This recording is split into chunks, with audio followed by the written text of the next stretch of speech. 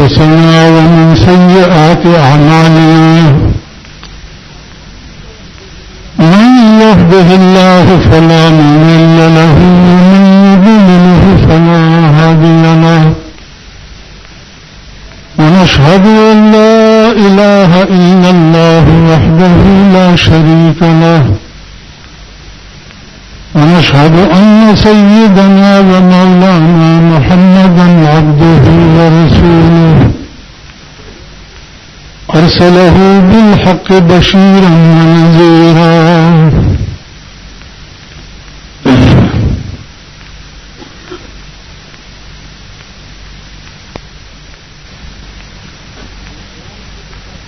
دې قرآن کې کتا سو وګوره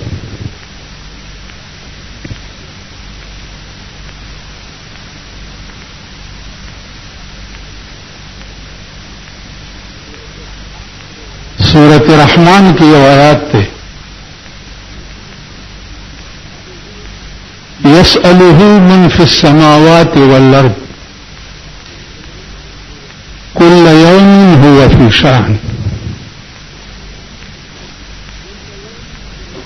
كل يوم هو في شأن د دې دا معنا ده چې هر ورځ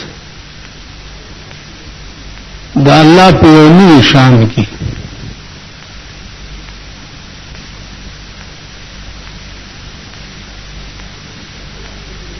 شیخ سعدی رحمت اللہ علیہ فرمائی چی کل یومن ہوا فی شان چی شان است چی شان یعنی اوصاف کمالات مدارت پایا کل یومن ہوا فی شان یعنی استاد کمال اوصاف چې دي هغه څه اندازه نه لري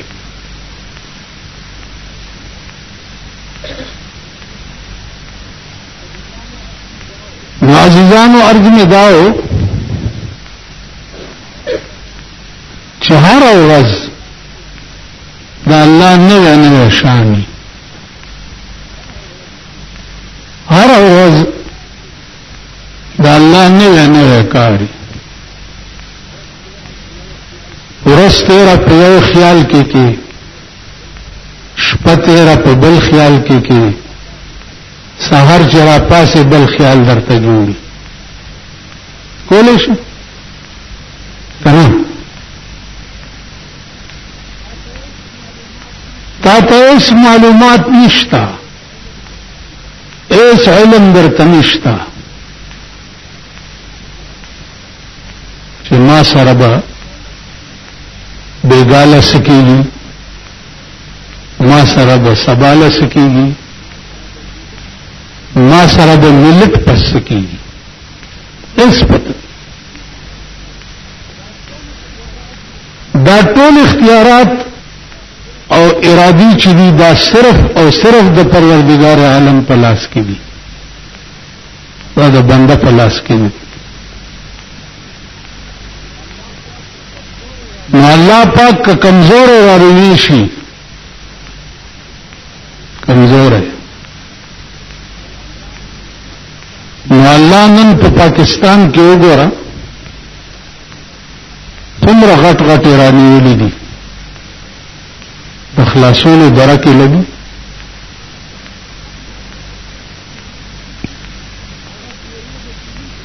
هغه پیری د پولیس چې پتا به دوی درولې او ته به بینیوي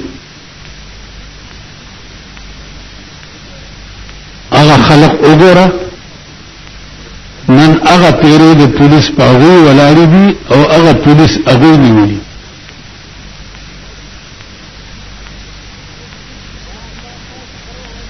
دا الله پاک هر ورځ نوې شان درته ښیي چې ته دا خیال نه کی چرته چې زورور نشم رانیوي دولتمن نشم رانیوي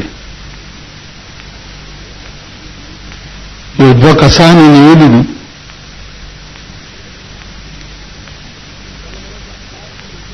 ابل ورځ اخبار کې لیکلي چې 11 ارب روپۍ بار ملکونو ته وړي دي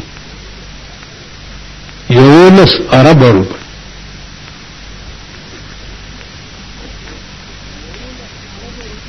19 ارب روپۍ چې چا سره یې هغه څوک نیوش بغیر د خدای دغه بني آدم خدای درته راونیو او درته ښایي چې دا وګوره زما گرفت چې راشي او زه چې ونیسم نه دولت خلاصولی شي نه مټې خلاصولی شي نه ډله خلاصولی شي لویه دنیا ورسره ملګري وي لیکن دا الله گرفت چې راشي بیا څوک نشي خلاص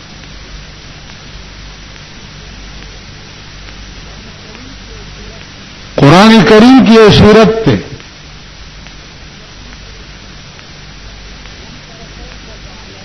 الم تر کیف فعل ربک باصحاب الفیل منزل کیا ہو رہی افسوس دادے چې دا ټول عبرتونه به تاسو ته پته وي او که تاسو نه غوندي د قرآن سره آشنايي جوړه کړې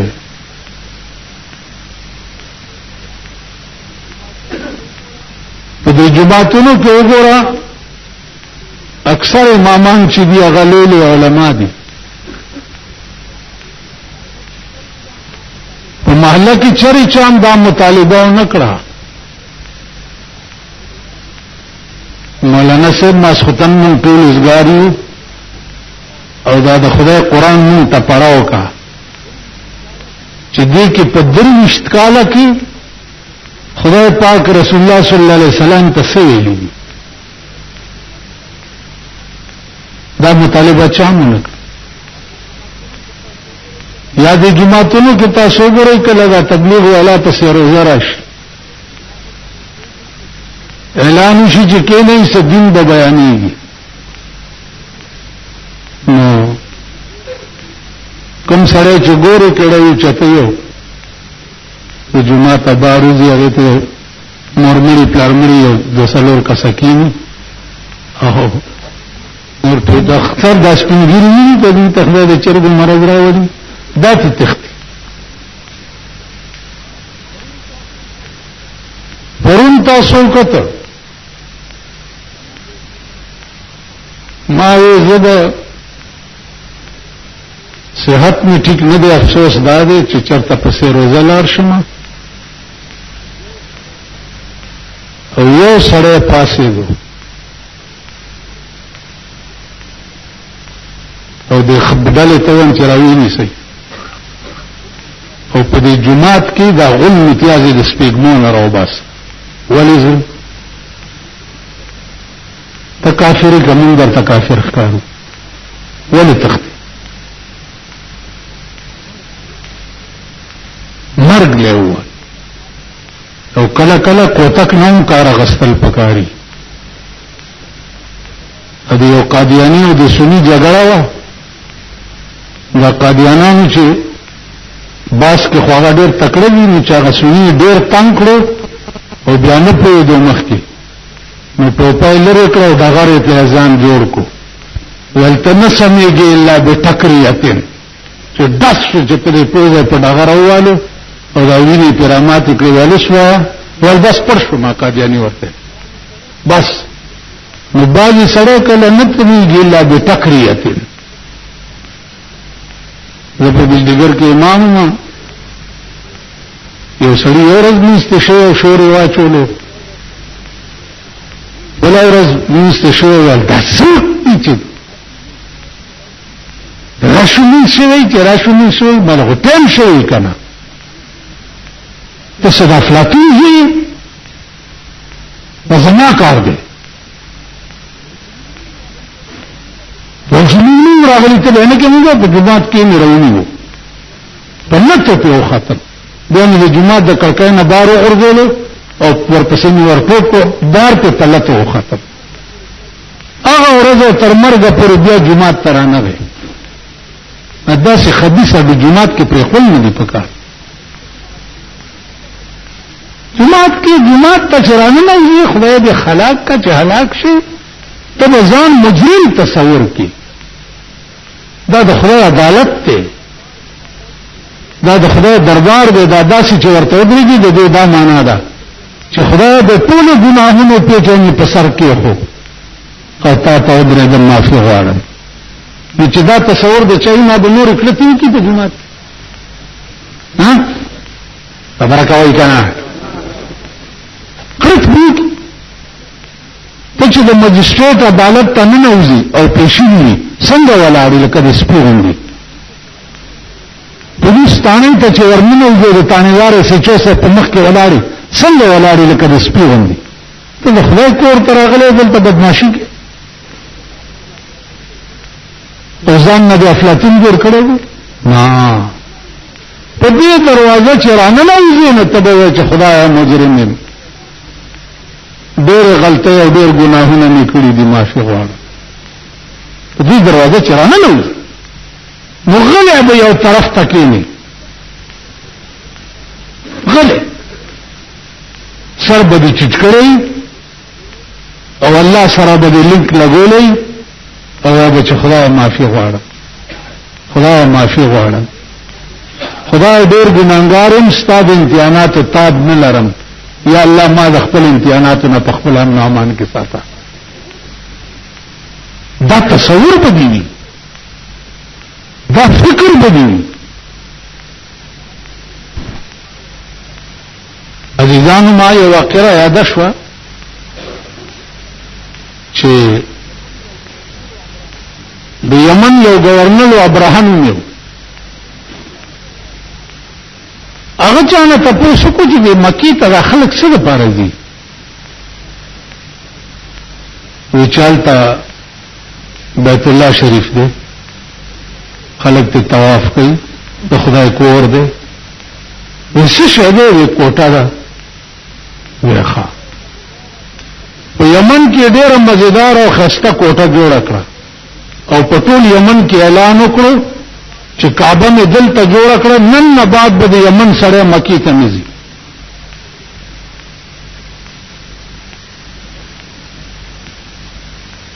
گورنر صاحب حکم د مکی او دو سړي تلي یمن ته او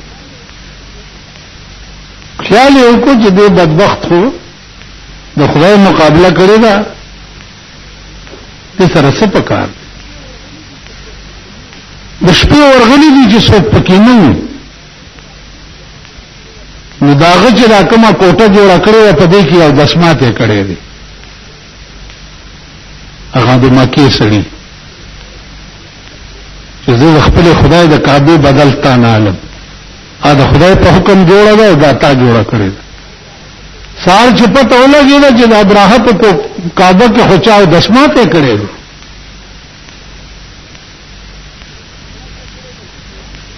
چې دسمات یې کړی دی چې ښه سیډي والا راوغوښته چې په 2 ورځو کې سړی غواړم چې دا چا کړي دي. سیډي والا خوشي شو ورپسې او صاحب هغه بکی سړی چې هغه را پیدا کړو راوستو گورنر صاحب ته پیش کو وی دا تا کړي ویلې اوجي ولی ویلې زما د خدای کعبه چې ده په مکه کې هغې ته چې څوک کاږه وګوري نو سر یې غوسېږي. دې باندې م تا د کعبه نامه ایښې وه نو ما کته چې دې کې څه کرامت شته او که نشته او گورنر صاحب والله که هېڅ پکې شته ما پکې غول کول په ما هېڅ ونه شو. ویلې ښه ویلې ویل والله که تر هغې پورې په آرام کېنم چې تر څو پورې ما ستا د خدای کعبه ورانه کړې نه اتیان تیار کړ، فوج تیار کړو او مکې ته راوست. هلته ډېره شو چې وخت ورته مقرره و او سره د فوج او د اتیانو په دې کعبه ټیک کو کعبه بورانو په دې کې ابو طالب صاحب چې د رسول الله صلی الله علیه وسلم ترو داغو خانونی و دا ابرهه فوجان نو ورپسې ورغه ولی زماو خان دی فوجانو نیولی دیو هغه ورته وی چې مونږه ستا د خدای کعبه ورانولو تراغلی داغه تپوس نه کړو د خانو تپوس کې ابو طالب دی جواب ته ګوره ورته الصابه خبره دادا چې کوم شی زما دی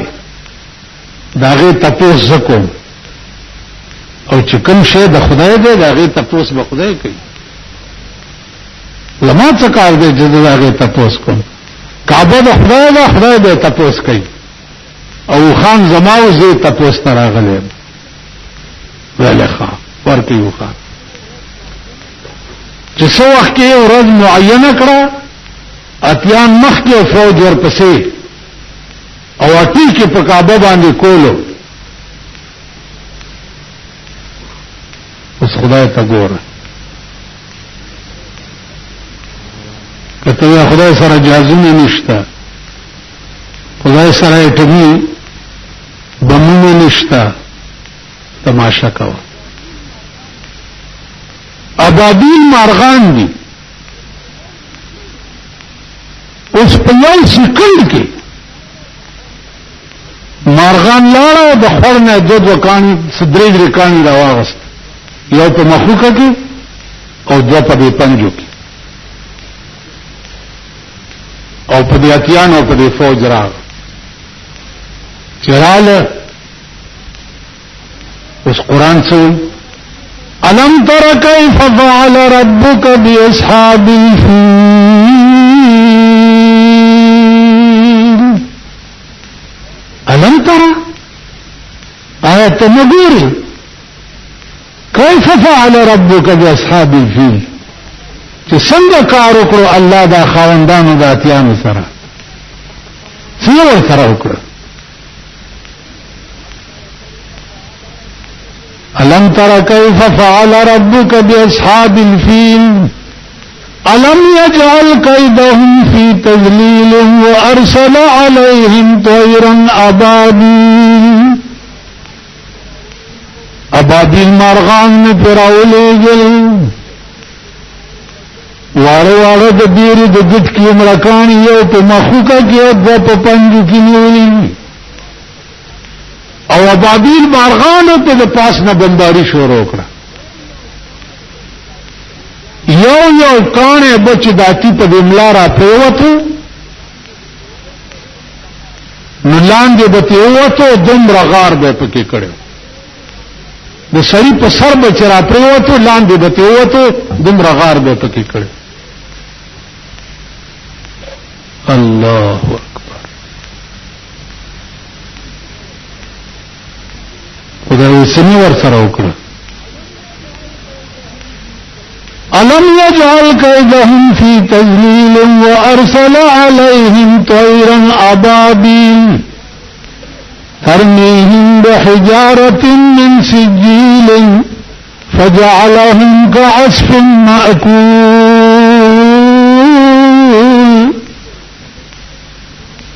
سمتی جوړ کړ فجعلهم كعصف مأكول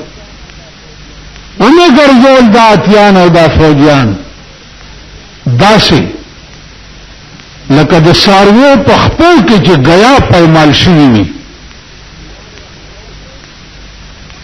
جوار ورته واچي پانی پیوخري ډنډر یو ځای پروتي پانی بل ځای پرتی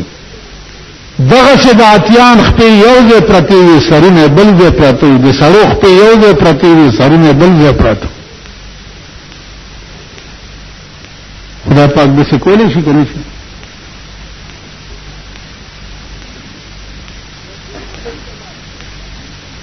یو دومره شي د لاسه ابابیل کل دومره غونډه مرغه ده د دومره شي باندې اتی راسم لولو لن مثال وګورئ په کابل کې لن روس هغه طاقت چې امریکا باندې تیارې ده چین باندې تیارې ده برطانیه باندې تیارې ده روس هغه طاقت هغه روس نن په دې ببرو ګیرو د ببرو سرونو والا باندې الله د روس څخه انجام کړو ګورئ بیا د چیچنیا خلق وګورئ د چیچنیا جنکای چې کومې دي هغه راکټې چلی نن د چیچنیا او د افغانستان د لاسه روس د صفا هستی نه مټاو دا نو آیا چې زه زورور ما ته څوک څه ویلی نشي امریکې ته که زورور تا ته که دنیا کې په ځمکه څوک څه نشي ویلی اسمان خو درته ویلی شي که نشي نن د اسمان نه یو غلې 5 کیلو در باندې راوړل شي کني شي راوړل یو طوفان چې په دې ورځو کې راشي دا ثابت بلډینګ هغه طوفان او چت کې لس میله لري وګورئ نن د اسمان اراده امریکای ته په غوسه شوی دي انجام به ګوره ان شاء الله ما نن لس کاله مخکې یو خبره کړې و چې په کابل کې هغه صحابه پراته دي چې فلحال په قبرونو کې ثابت پراته دي د پیمانار په مقبره کې فلحال زموږ استادو کابل استاد خدای دې غریق رحمت کی مونږ ته قسم وخوړو چې په دې لار به سبق تطلم باغادیه کې شروع شو چې ما پکې وکړه نو کس صحابه پکې ثابت پراته نمایي چې روس د صحابه په قبرونو بمباری کړی دا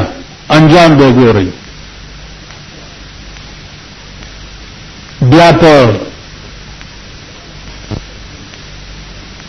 صدر صدام حسین په ملک سنا نه ده په عراق کې اهل بیت رسول پراته دي حضرت علی پکې پروت دی امام ابو حنیفه پکې پروت دی شیخ عبدالقادر جیلانی پکې پروت دی په دې عراق دی امریکای بمباری کړي و انجام به ان شاء الله که ژوندې ما ژوندې نو تاسو ژوندې درته به خیر چې الله به دې امریکای سره څه چل کړي تاسو خیال راځي اوس عزیزانو د عبرت خبره یو مزیدار اخیری کې بل ده د ابرهه په نوم باندې چې کوم کاني مارغه راوړو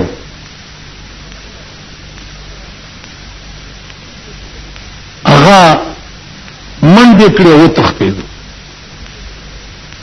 چې و تختیدو یمن بادشاہ ته ورغی و څنګه چالو شو کعبه دې ورانه کړه هغه وی صاحب تلته واجب کارو مارغان رالو پاس نه واړو واړو کانی روغرګو لاتیانم تباشو فوجم تباش مارغه څه مطلب شو بادشاہ ورته مارغه زما دي ځانو د خوم خبره ده چې بادشاہ ورته وایي چې مارغانو څنګه اتیانو نشته فوجي نشته کوم مارغه چې د دې په نامه باندې کانی وروړي مارغه ورپسې تلو شام ته پروشندان کې ناست څنګه مارغان ولجی دادي بس مارغه راټوب کو د بادشاہ په سر امکان را لړا کو د ابراهه په سر پانه را لړا کو لاندې 300 دومره سورنګ په کې جوړ کو په تخت د پاسه مردار رحمان بابا چوئیگا دروغ نہیں دی چې د اجل سور په تخت بدل راشي اجل سور په تخت بدل راشي ناگهان بتالاشي وایم تا ډېر ما تکړه مړی د قبر جنو ډېر ما تکړه مړی د قبر جنو چې د قبر به نلی دل هچاتا ایمان چې علم تر کیف فعل ربک په منځ کې وایي نو دې واقعي ته سوچ کوي چې په دې دمر صورت کې الله څومره عظیم واقعا بیان کړي څومره عظیم واقعا بیان نو الله پاک دې د غرور نه موږ اوسه عزیزانو په قیامت کې هر ګناه چې الله غواړي معاف پکې اور سبب معاف و جنت یو ګناه د غرور چې دا ځان ته ویل زه دا به الله بالکل نه معاف کوي ځکه چې زه بل چا خاصه نه ده سوا د پروردګار عالم نن که قوم دړه وړو ته ولاړ دی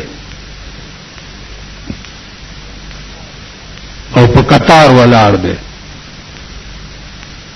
نو الله د ملک بادشاہان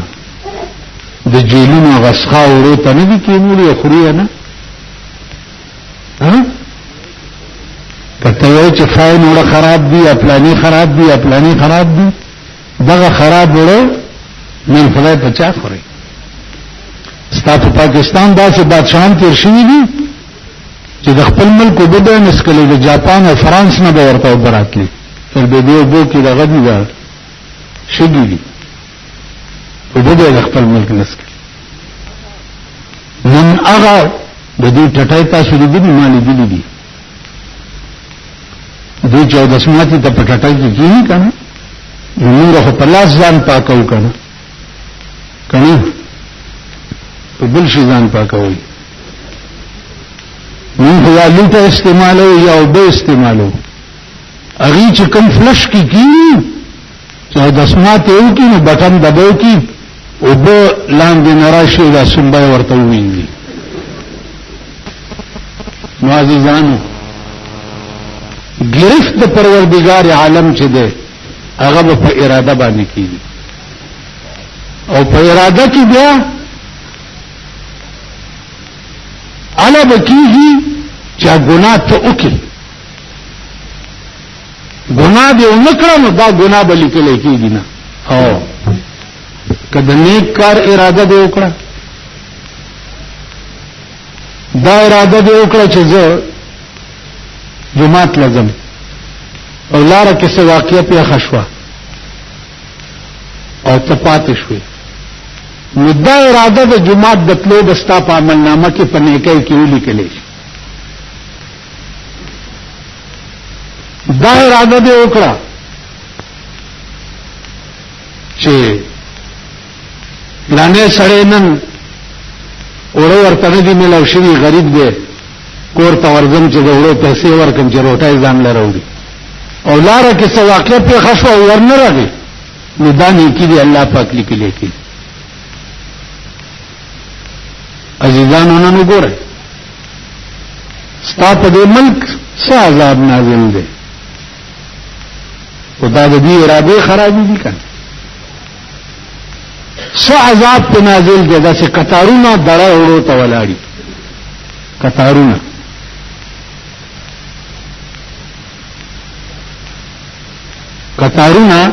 دړه وړو ته ولاړي هر سړی چې ګوري په وګای دړه وړو باندې کې شي او روان کړي دا د خدای قهر دی دا د خدای عذاب دی الله دې په خیریت سره لري معجزانو عرض می دا کولو چې د ګناه اراده وکي او نه کی نو نه لیکل کېږي او د نیکۍ چې اراده وکي او نه کی نو دا نیکی لیکل کېږي سره د بې پروايي ذات، سره د بې نیاز ذات، الله پاک انسان ته سره څومره کرم کړی دی او څومره مهرباني ورسره کړې ده.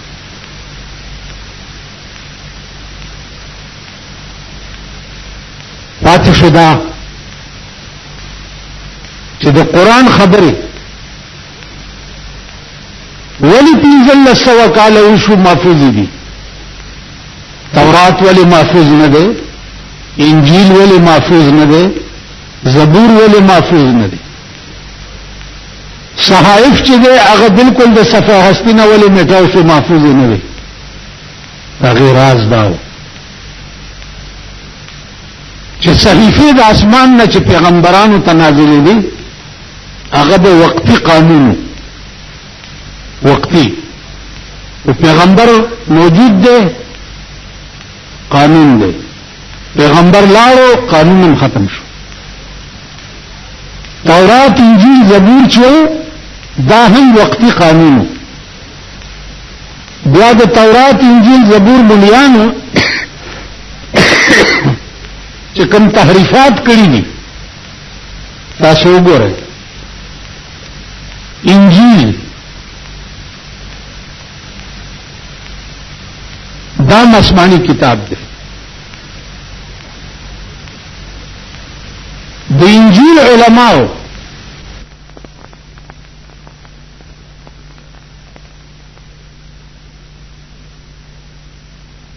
دا جناب رسول اللہ صلی اللہ علیہ وسلم فرمائی کہ المسلم من سلم المسلمون من لسانه ويده. مسلمان هغه سړی دی چې داغه د جبنا او داغه د لاس نه بل مسلمان ته ضرر نه رسي.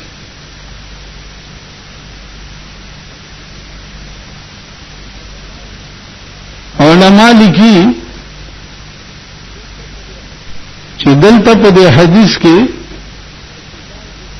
که په اعتبار د ظاهر سره وګورئ نو د لاس ضرب چې دی هغه ډېر سختي.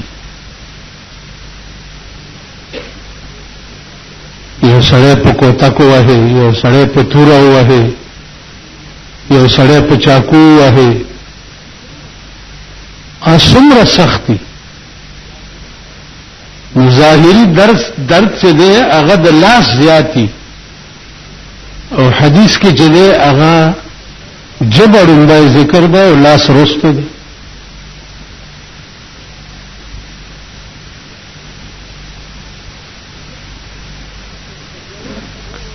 که په جوور نظر ورته وګورئ نو د لاس وهل چې دي داغه علاج هم شته او که په سپوره دی یو سړی ووالو نو څه ساعت پس درد ختم هم شي.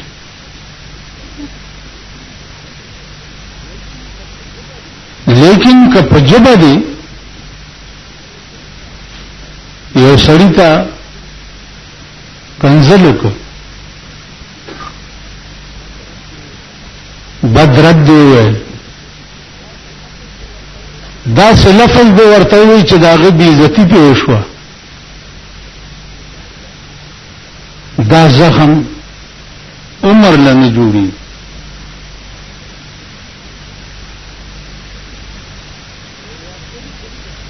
یو واقعه لیکلې ده چې د سنگ مرمرو د چندنو دا لرګي دی چندن داغه یو غرو نو هغه له یو سړی تلو هغه د چندنو لخت بیا راوړی او بیا خرڅولې په هغه غره کې یو دو اوسېدو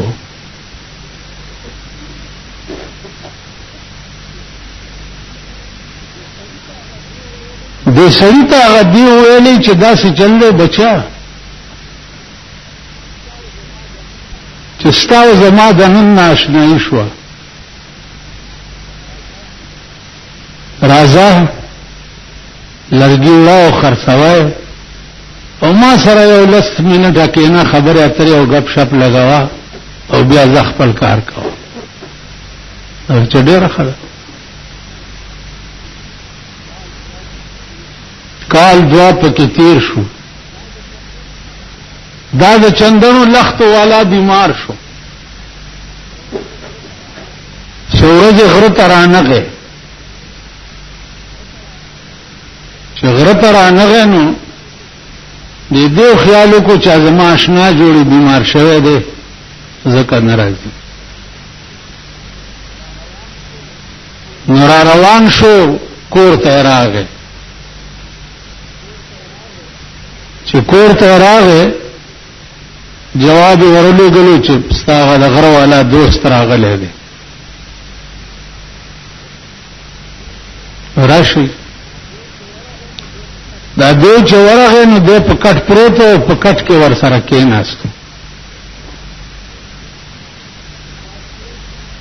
چې څه سات تیر شو نو دا سړی ورته وایي چې ته داسې کدی بل کټ کې کېناستې نو ښه به وي چې ولې تا سره جوخت ناستې وی تا نه ماله ستروش غوندې بوی راځي نو ته په دې بل کټ کې کېنه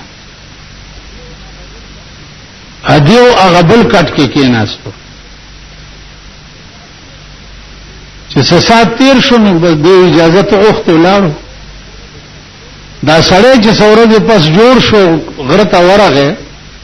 نو دې ورته وایي چې رالې ویلا جوړ شوې زه ښه وشو چې جوړ شو وی کېنه دلته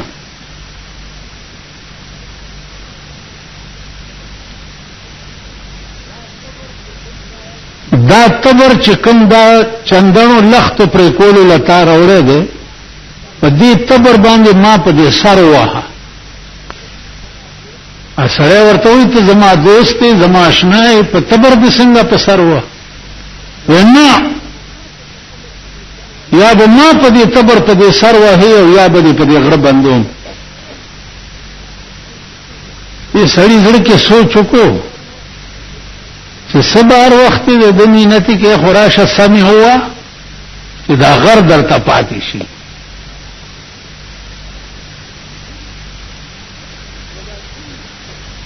په دولاسي هغه تبر ورته را پرېښو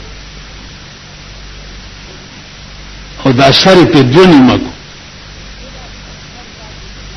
دغه خپل سر داسې په لاس کې ونیو او تینا روان شو څو ورځې تېرې شوې چې څو ورځې پس بیا دیو راغی چې ګوري نو هغه د سر زخم یې ورغلی و او ښه شوی و نو دې سړي ته ویلې چې وګوره هغه زخم څنګه دی ویل دا خو بلکل ښه شوی دی ویل ښه ویلې ویل تا زه په تبر په سر وویلم او سر دې زما دوه ځایه کړو د تبر وهل هغه زخم ورغی که نه ویلې او ویل ستا کور ته چې زه درغلی وم او تا ما ته ویلې چې تا نه ماله بوی راځي او دې بل کټ کې کېنه والله که هغه زخم مې په زړه کې لا جوړ شوی دی هغه زخم لا همغسې وینې کې بیږي چې ته زما دوست وې او تا ما ته ویلې چې ما نه دې بل کټ کې کېنه تا نه ماله بوی راځي بس هغه تبر یې ترې واغېست او دې سټلی ورته ونیو او دا سر یې ترې هلته لړه کړو او ختم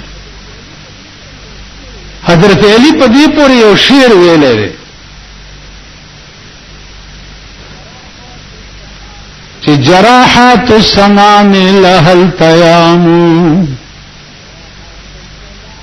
جراحات السلام ولها التيام ولا يلتام ما جرح اللسان. د غشي زخم چې په غشي یو سړی ولي هغه د پاره دارو شتا زخم په جوړ شي، لیکن ولا يلتام ما جرح اللسان، کوم زخم چې په جبه باندې جوړ شي دا هغه د پاره د دارو نشته. حضرت علی فرمایي چې د جوړ غشي زخم د پاره ملهم شتا او د جبه زخم د پاره ملهم نشته. اچری نه جوړي. نو دغه وجه ده چې رسول الله صلی الله علیه وسلم فرمایي چې المسلم مسلمان هغه سړی دی من سلم المسلمون من لسانه ويده، چې سالم پاتې شي مسلمانان د جبنه او د لاس. نو مضر سيزونه په بدن کې دا دوه دي، یا جبه دا او یا لاس دی. او جبه رومبه ذکر شو چې د دې زخم بیا نه جوړي. استاسو الله دې امان راکړي. دام سار عالمه او دلته یو در کې پسر وامه اوس سات پس به غدر جوړ شي کا، لیکن که یو کنزل می درته وکړه بی ګناه بی خطا په دې جمعه طرف به بیا وګورم وای په دې طرف. نو د دې وجنه عزیزانو د جبه اصلاح وکړي. هغه ورځ یو سړی داسې او تر غونډه راغی څه چل دی لکه ویل زه خو د ښځې زوی شوم. د چا زوی شو؟ ویل د ښځې. ویل د خپلې ښځې زوی شوې؟ ویل یاو. ویل هغې ته چا نه راوړې؟ وی نه که نه د ښځې د سینې باندې مې خوله کې خو هغه پای مې خوله کې راغله. نو زه د ښځې زوی شوم.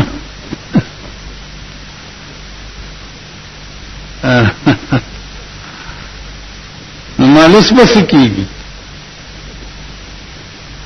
ویل څه به کېږي؟ مالوس خو ستا وجل روایت.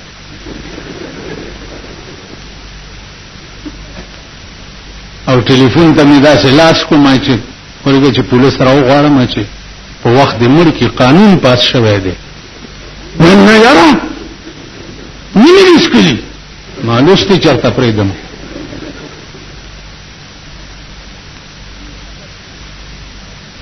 دې حده پورې دا قوم ناپوهه دی.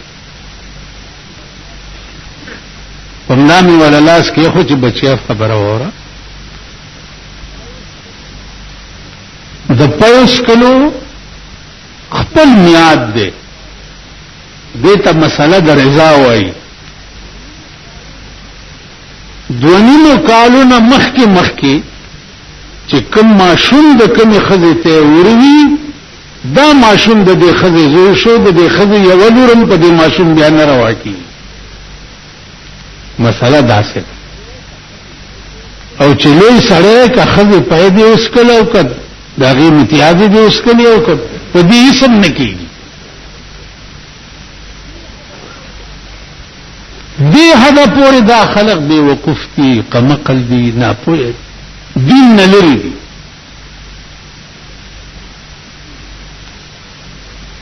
دین نه لري. هغه شپه مې یو سړي نه تپوس وکړو، مالته خو ښه سړی دغه او په دې نه پوي کا چې ته څو وخت خدای ته ودرېږي نو اول څه وې الله اکبر وې ما الله اکبر سره پزړه کې څه اراده وکي هغه نه خنیم خبر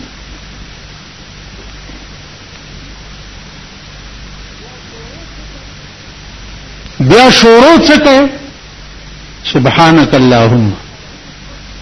دا سبحانك اللهم دو ټکی دي لیکن د دې دومره عظیمه معنا ده دومره عظیمه که الله د دې دوه ټکو اجر درکول شروع کی نو 2 لک کال رجونه بهتر دي دا دو ټکی که په هغه نیت اوته نو 2 لک کال چې منځونه او کې روزي ونیسي او دغه نیت ته الله تقبل شي نو داته بهتر ده صرف سبحانك اللهم نیت تړي نو الله اکبر دا معنا چې الله څومره سيزونه چې په ما حلالو خدای هغه ټول نه په ځان حرام کړو تا ته ودرېدل وای په موږ د تاسو نیت کې راځي وای شیخ صاحب ورمکو مولانا اشرف علی سے بوئی چھ مخوب میں شناسم پیران پارسارا مخوب میں شناسم پیران پارسارا وی دا پارسا پیران ډېر ښه پیژنم ما دا قوم داسې د ایمان پرناو پیژنم رسول الله صلی الله علیه وسلم فرمایي چې جبا د لاس نه زیاته موزره ده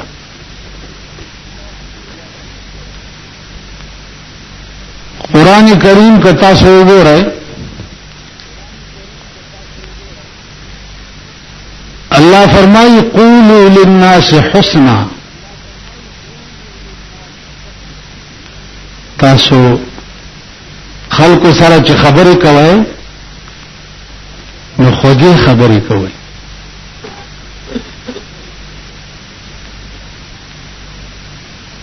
بیا چا سره چې تاسو خبرې کوئ نکلم الناس على قدر عقولهم دمره خبرې به ور سره کوي چې څومره د هغې عقل وي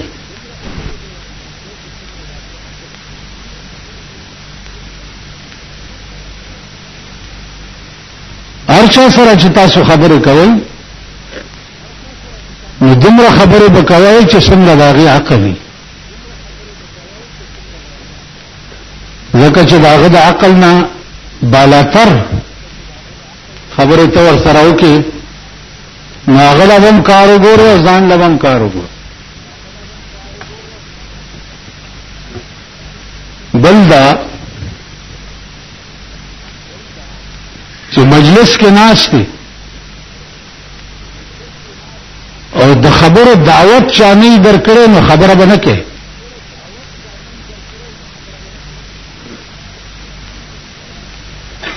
خبره دعوت درکی دله هغه نه بعد به بیا خبره بل دا چې درستخان غړېدلې دی روټۍ په پرته ده او تعالی دعوت په دې درستخان د روټۍ خوراک نه درکړي او ته پکې ناشې نو که بې عزته شوې نو بیا به د ځان ګناه ګڼې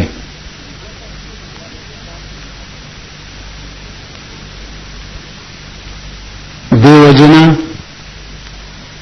دا ټول آداب دي د اسلام دې ته به خیال کوئ دې ته به فکر کوئ دا هم آداب دي د اسلام بلار رواني او چاله د لاس ورکو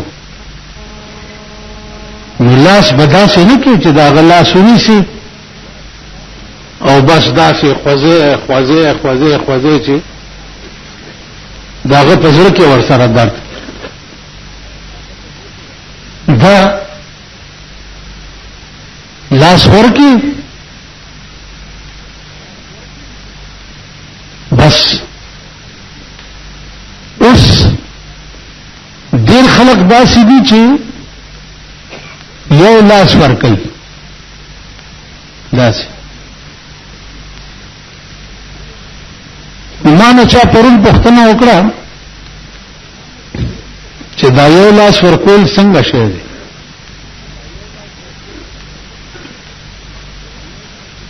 ما ورته وی چې خبره ده چې لاس ورکول چاله دا هم د تعلق سره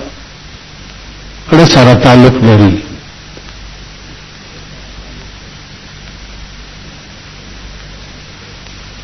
د بخاری شریف عموم داسې دیر سپاری دي لکه څنګه چې قرآن دیر سپاری دی د بخاری شریف د شپږشتمې سپارې اخرینی حدیث دا دی چې یو صحابي وایي چې ما رسول الله صلی الله علیه وسلم ته چې لاس ورکو نکفي بین کفای رسول الله صلی الله علیه وسلم زما لاس په دوارو لاسونو د جناب رسول الله صلی الله علیه وسلم کې یعنی زما لاس داغه په دوارو لاسونو کې پیغمبر ولا دوارو لاسونو ورکړي دوارو لاسونو ورکول چې دی دا علامه د تواضع ده او یو لاس ورکول چې دی دا علامه د غرور ده د انګريزانو شیوا تاسو وګورئ یا د انګريزانو پر کټی چې دي نو داغي سلام سلوټي او په یو لاس او یا لاسم چې ورکې نو یو لاس ولا ورکې لاسه دغه غوندې کې ولاړی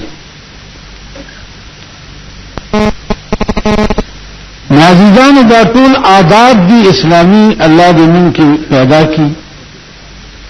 او خدای دې موږ ته په دې باندې د عمل کولو توفیق راکړي. نو ما حدیث دا غکړی چې مسلمان هغه سړی دی چې داغه د جبه او د لاس نه بل مسلمان ته ضرر نه رسي.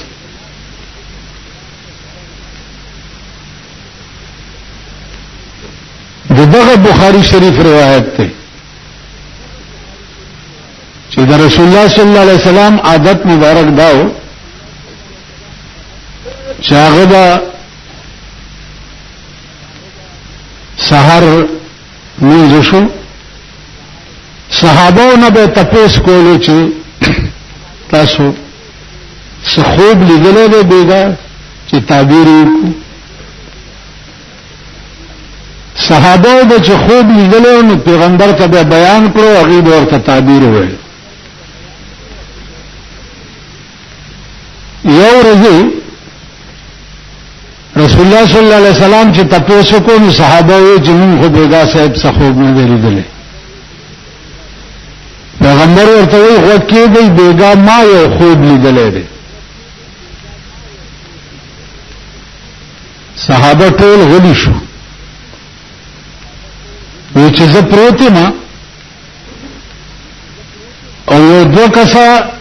راشي یو ما د یو لاس نونی سی او یو د بل لاس نه او روان نکی لاره کې یو سړی ناست دی چې هغه بل سړی ورته ولاړ دی او د خلو ته د اور انبونی دي د اور پلاسونه دا د خلو ته داسې ورچي د خلو ولشلې به د خلو جوړيږي بیا ولشلې بیا جوړيږي بیا ولشلې بیا جوړي. رسول الله صلی الله علیه وسلم فرمایي چې ما تاسو کو چې دا څوک دی چې په داسې سخت عذاب کې گرفتار دی. یا دوه کسان راتوي چې فنطلق مخکې ځه، وی چې مخکې لاړم یو تنور دی چې پاغي کې خلی او سړی ګډ وډ پراته دي، کله لمبي پاس وروړي او کله ښکته یوسي، کله پاس وروړي او کله ښکته یوسي. سرور کونین پښتنه وکړه چې دا سود وي. ادو کا سبیا ورته وی چې فنطلق مخکې ځه. چې مخکې لاړم یو د وینې او د زوی تلاو دی او یو سړی پکې پروت دی، کله ډوبېږي کله روچتېږي، هر طرف ته چې د وتو اراده وکړي دا تلاو نه هغه طرف نه کاڼی راشي په دې خوله ولګي بیا پکې ورپرېږي. رسول الله صلی الله علیه وسلم بیا تپوس وکړو چې دا څوک دی؟ هغې بیا ورته وایي چې فنطلق مخکې ځه. چې مخکې لاړم یو باغ ته دننه کړم، یو ډېر عظیم الشان باغ دی او یو سپین ږیری سړی پکې ناست دی، مخې ته ماشومان لوبې کوي. ما دا دواړه کسان د لاس نه ونیو چې دا دومره واقع تاسو ما ته وښوده، دا څه وو؟ نو دواړه ورته وایي، یو ورته وایي چې انا جبریل، زه جبرائیل علیه السلام، او دویم ورته وایي چې انا میکائیل، زه میکائیل علیه السلام. اوس غوږ کېږده چې دا څومره واقعات ما درته وښوده چې په دې دې پوه کړې. دا کوم سړی چې ناستو او خوله د اور په انبورو باندې شلېده او بیا جوړېده، یا رسول الله دا هغه سړی دی چې په دې خوله چرې د دوه مسلمانانو جوړه نه ده راوستې.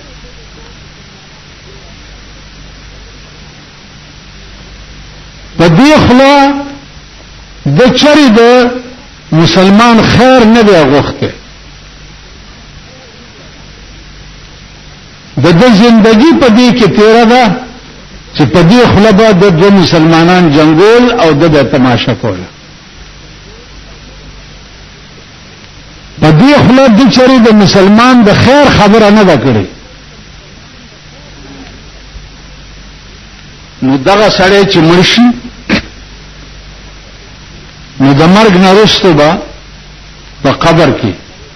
د په دې عذاب گرفتاری تر قیامته پورې. د چا چې خوله موزري او په دې خوله د چا خیر نه غواړي، د مرګ نه وروسته به د قبر کې د په دې عذاب گرفتاری تر قیامته پورې. اوس سوچ وکړئ چې مونږه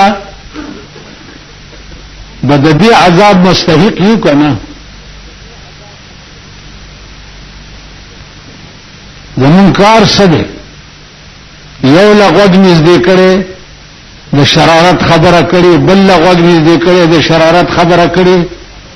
بل غوږ نږدې کړی د فساد خبره کړې، دوه په جنګول او په خپله تماشا کول. وای نن د ټول پاکستان د مسلمانانو دا حال دی که نه دی؟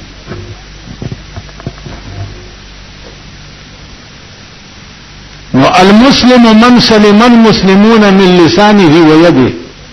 مسلمان هغه سړی دی چې د هغه د ژبې او د لاس نه بل چاته ضرر ونه رسي. اندازه اوس تاسو په خپله کوئ. عزیزانو هر څه به پرېږدئ. ایمان به د حضرت عمر پیدا کوي. ایمان چې وفات کېدو نو आवाज وکړو چې یا الله لا لی ولا علی، خدای سغوارم نه ما چې سمې کوي کړی دي، سغوارم نه خو چې راته څونه وي سره کوم خو چې خالی پرې نه دی او راته څه ونه وي تاسو پوه شئ دې ته سوچ کړئ حضرت عمر غوندې سره ثوابونه نه غواړم او نه جنتونه غواړم او نه حور غواړم او نه غلمانان غواړم او چې خالی پرې نه دی او راته څه ونه وي ځکه چې آدم موسی علیہ السلام د مور خبره ده خدای نه تاسو کې دا موږ خدای په تکلیف کوم چې پرېدم کنه موسی علیہ السلام خدای پاک ته ویل هغه ورته پرېږدي چې نشي کوله بیا چې موسی علیہ السلام کوی تور ته الله نه تاسو کې چې ستانه نامه صدا موسی علیہ السلام خدای ته ویل چې غنیم تاسو کوي ورته وایي چې زمانوم به بے پروا چراغ مور ته ویل چې غنیم به بے پروا یو وای داري کو د کټاو ورځدا ول والله کذ بیا موږ قضا کوم ولولي مورې ول چې مونږ په پروا ده نو که دوزخ ته روانه کی داغه بچوک سي چې مونږ په پروا ده دا څه سوچته چې هغه نه دا تاسو کې جداولي شته یو سپای دی چې تانه ته دی بوزي سوچته چې سپای نه تاسو کې جدا دی ولې نیولې سپای دی او چې بیالا مرزا صاحب دی ونیسی او چې بیالا خان دی ونیسی تانیدار صاحب یا الله خیر کې خدا سوچته چې هغه نه په پوزي کې جداولي او چې خدای دی ونیسی هغه نه به څوک په پوزي کې جداولي دې ته سوچ کوئ په شي غاوره نشي ګوره بچ نه په عبادت غاوره شي نه په سخاوت غاوره شي هر سبب په دې مخ درولي د جهنم ته به روان کی ته به غسو کی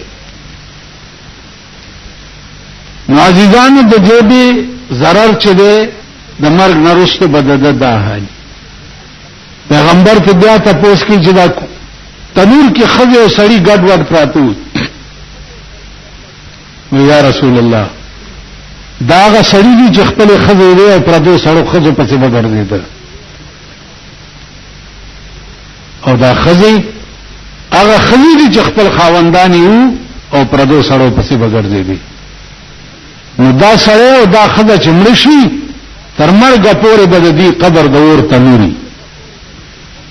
کله به لاندې پاس وړو کله به فلحال پاکستان وګورئ فلحال د خزو حال مو ګورئ او د سړو حال مو ګورئ تفصيلات کې نزو دا وتا ستا په خور خار کې بیرون کچره گیټ اشرف روډ شریف فقیر خان ناصر خان کې سټ هاوس کې د ناصر خان او حیدر خان سره ملاويږي د دین علاوه د شیخ الحدیث مولانا محمد ادریس صاحب د هر جمعې تقریبا هم تاسو ته د دې دکان نه ترلاسه کیدی شي ټلیفون نمبر دی 255 29 12